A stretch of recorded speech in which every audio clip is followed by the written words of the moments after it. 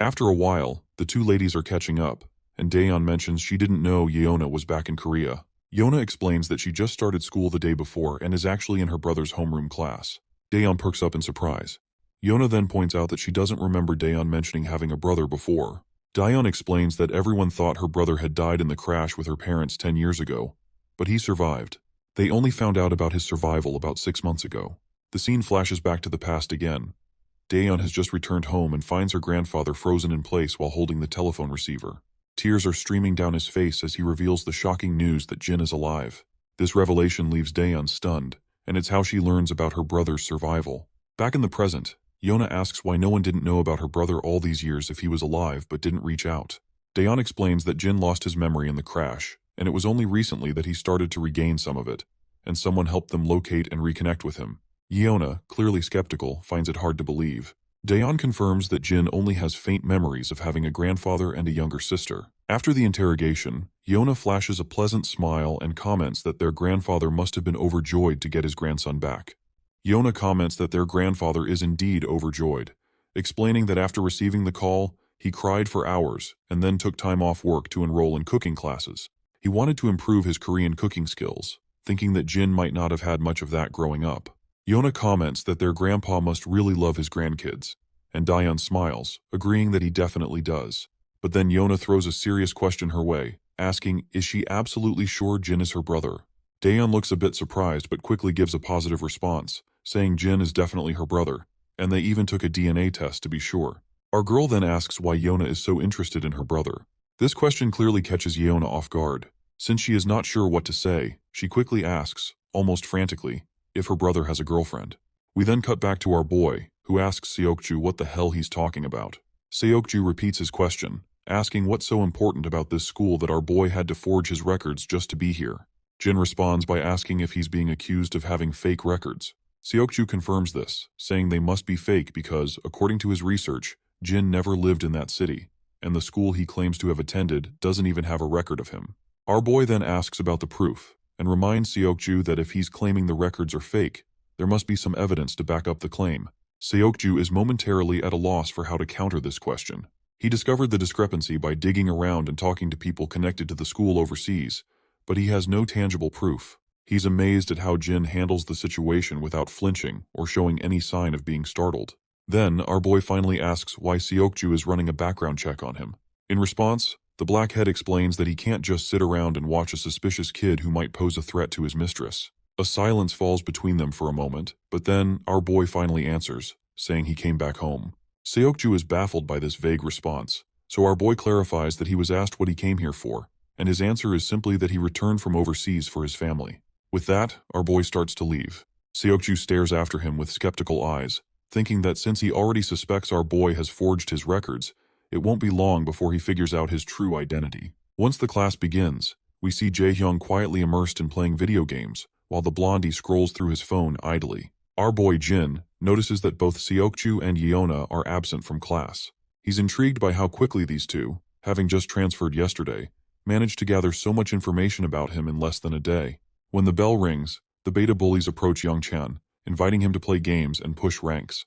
They also invite Jin, but he declines, mentioning it's his grandpa's birthday today. The bullies decide to hang out themselves, and Youngchan is on board with that plan. Meanwhile, we're back with the Black Beauty, where Seokju is filling her in on the situation. He's convinced that Jin has definitely forged all his records and even questions the authenticity of the DNA test. Seokju further mentions that his research dug up some pretty rough stuff about his sister, Daeyeon. Apparently, she's been getting seriously bullied by Gisu Kim and his sister for the past 2 years.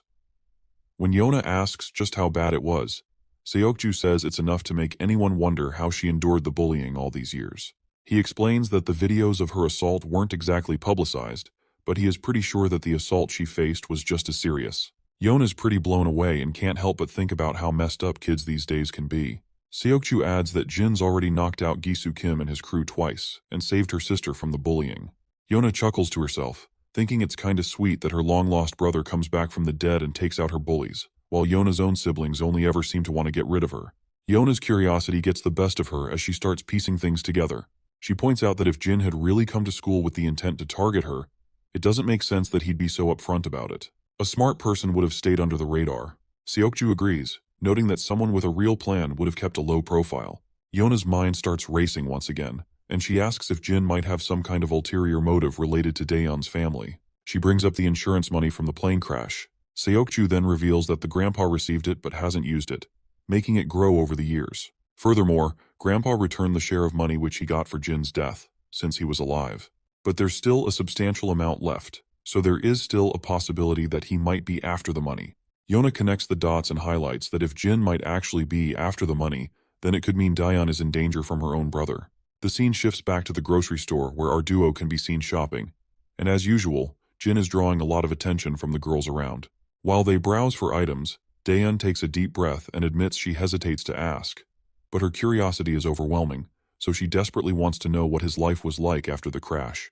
Our boy remains quiet for a moment, and the girl starts apologizing frantically, saying he doesn't have to answer if it's uncomfortable. But he just smiles and reassures her that it's okay.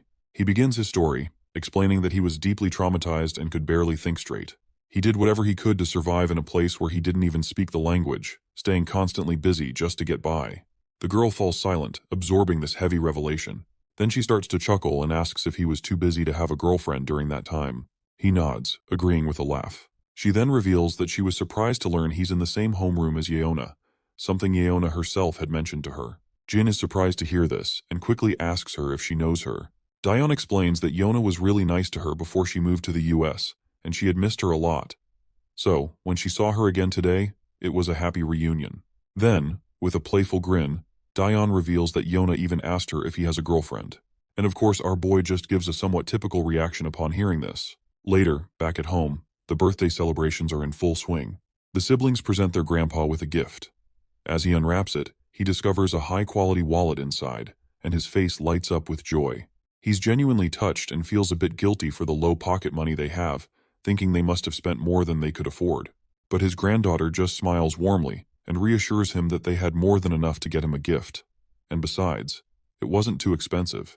The old man's hands tremble with happiness as he holds the wallet. With his voice thick with emotion, he tells them that the biggest gift he could ever ask for was already given to him when Jin came back home safe and sound. Nothing could ever top that. Suddenly, the sound of a phone ringing grabs everyone's attention. Daeyeon rushes to her room to answer it. While she's chatting on the phone, Jin tries to eavesdrop quietly. That's when he hears the girl mention she's heading out to the convenience store for a bit. The old man questions why she's going out at this late hour, and it turns out she is heading out because Yeona stopped by for a quick chat. Well, we can tell that Jin definitely senses something is off.